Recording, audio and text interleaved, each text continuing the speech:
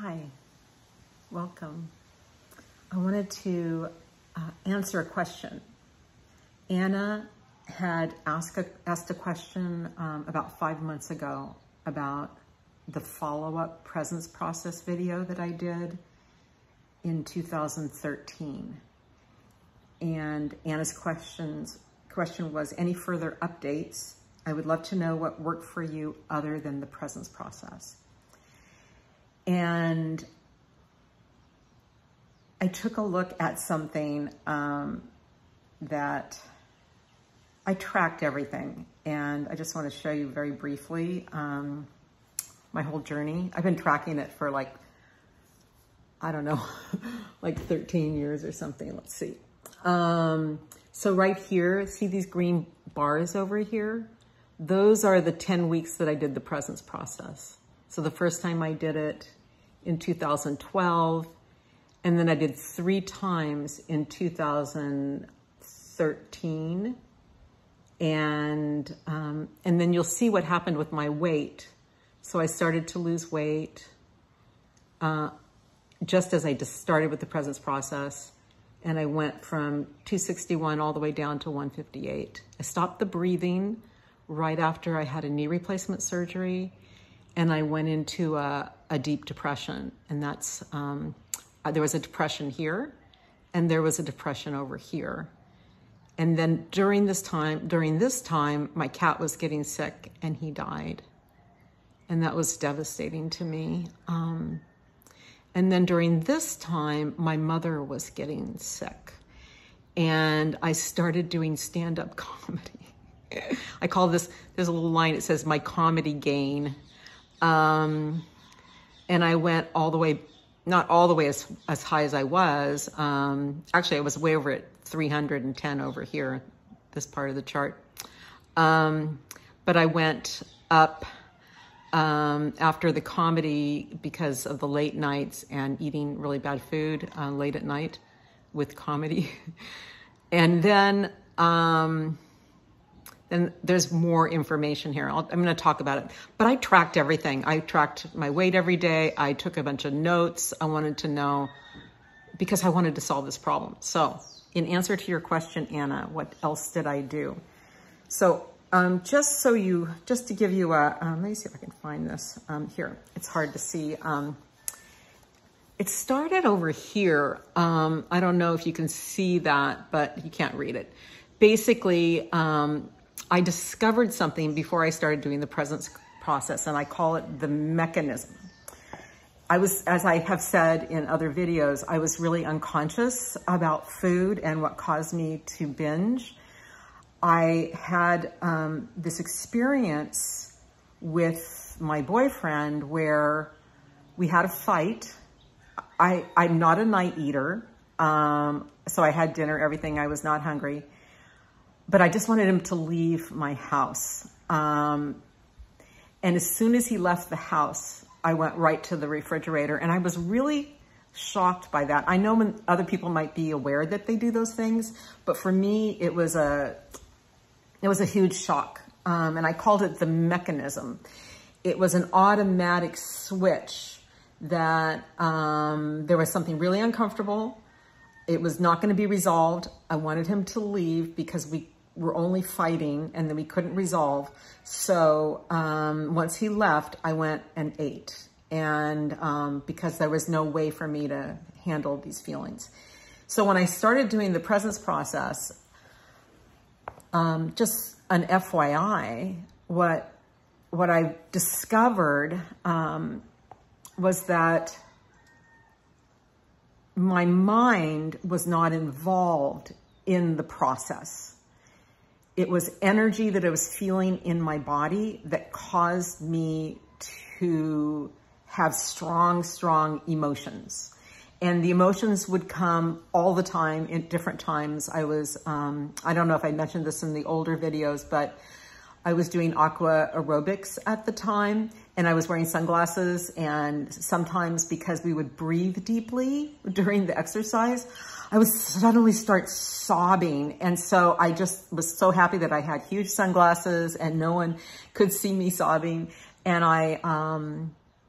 And I noticed a connection between not wanting to exercise and not wanting to feel. Because when I would breathe, whatever energy was there, whatever powerful stuck feeling was there, it would come forward when I was exercising.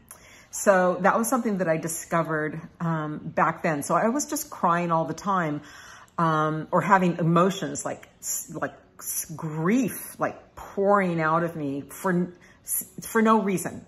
There was no idea, a thought that then led to an emotional reaction. It was just, there was a feeling, and then I just felt it fully. And when I was working with people, nobody ever got to that place. I may have also described in my earlier videos that I had done therapy, bodywork type therapy, all the way back when I was in my 20s. It was called Reichian therapy, and it was all connected to breathing, and they called it body armor. So I had a lot of experience with releasing, like letting that energy move in my body. Although I didn't do it in day-to-day life, I would binge eat instead. And anyway, so doing the presence process really, as I talked about it like it was a roto-rooter to all of this emotional pressure. The emotional pressure was not something that had a concept to it. So I wasn't in my head, which is a good thing. You don't want to be in your head. I had a friend come visit me once, and she wanted to be with me while I did my breathing. And she started asking me questions in the middle of I thought she was just there to observe. She started asking me questions like, what is your inner child feeling? And I just like, no, I'm not going to go there. I got really, really angry because I just wanted to feel it. It was almost like, you know, you tell a baby to be quiet and they just scream and start sobbing. No, it was kind of like that. But what I got is the good thing about not going in your head and allowing the energy to move. And so that's what I did. So I was doing the presence process breathing. I found at the end of my first presence process breathing 10 weeks, my first round, I found a certain diet that I wanted to do. And it wasn't, I won't tell you about it because all kinds of diets can work. Any kind of calorie reduction that you do consistently with exercise, you will lose weight.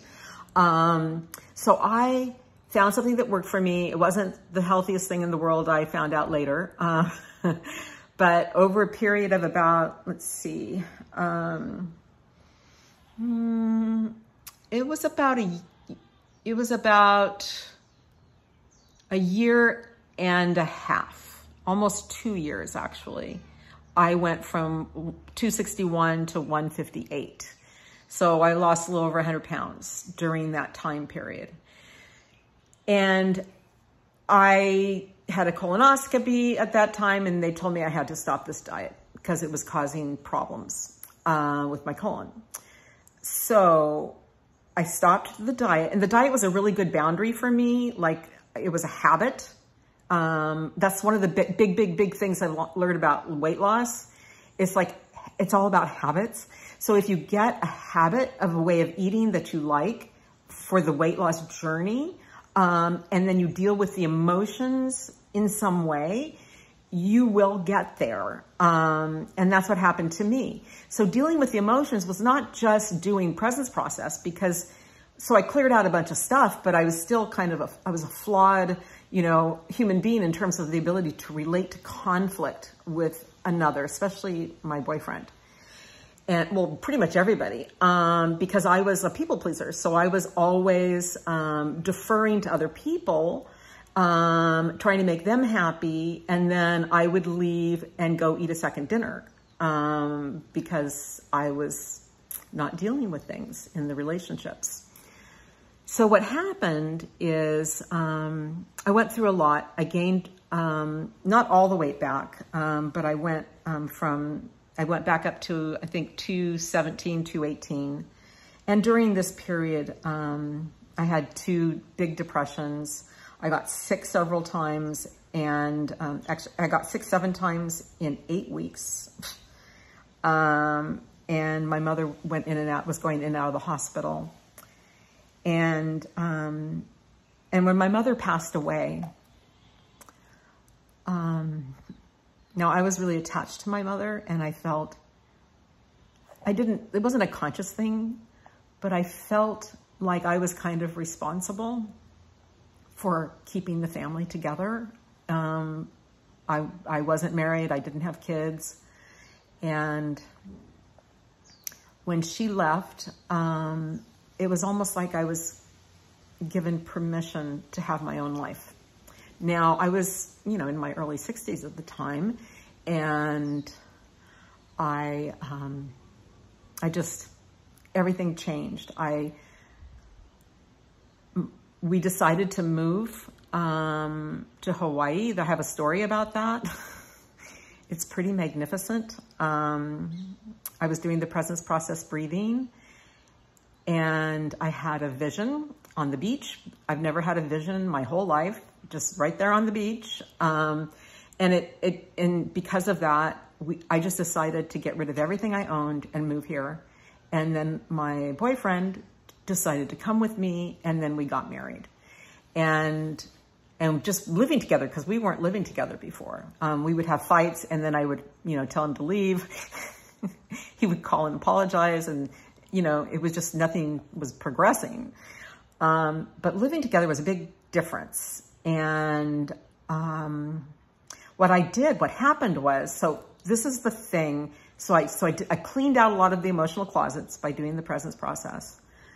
I had like some kind of agreement with my mother. Somehow I was able to basically let go of everything I owned, which, in retrospect, when you have to go buy those things again, you wish you hadn't done that.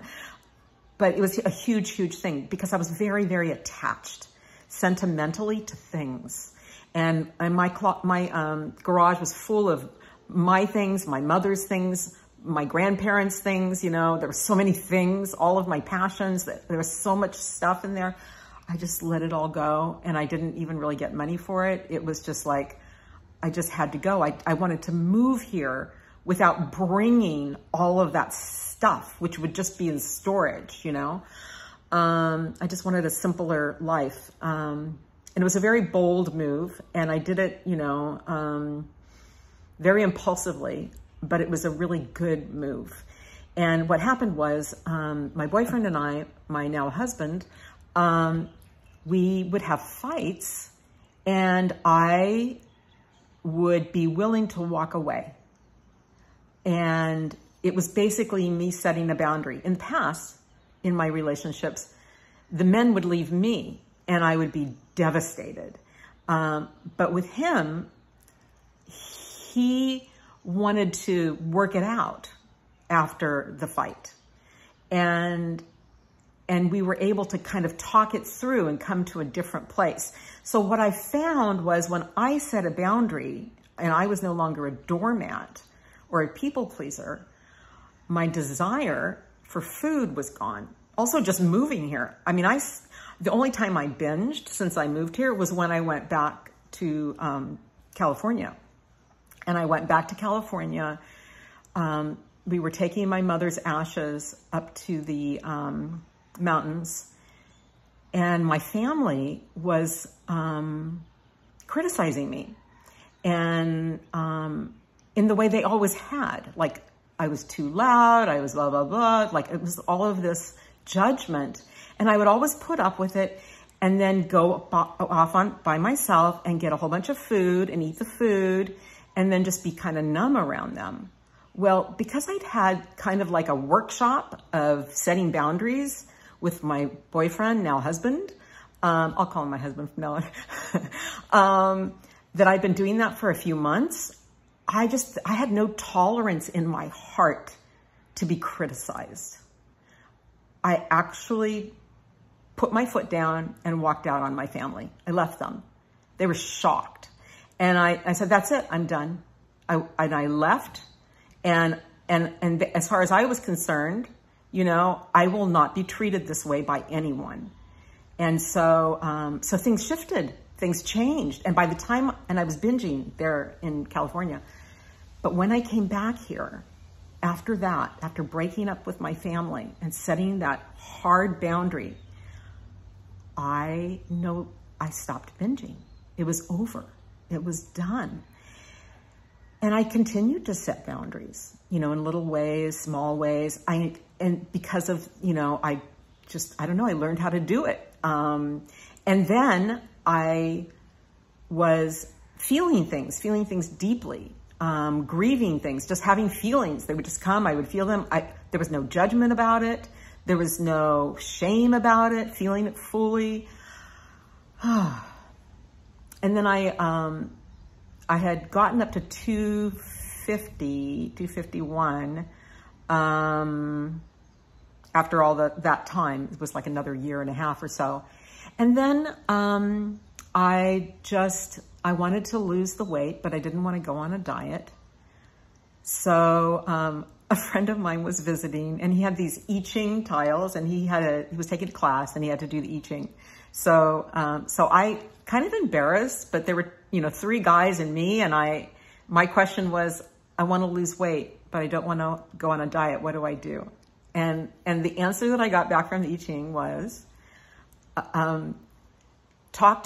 listen to the wise man, and fishes, pigs, and water.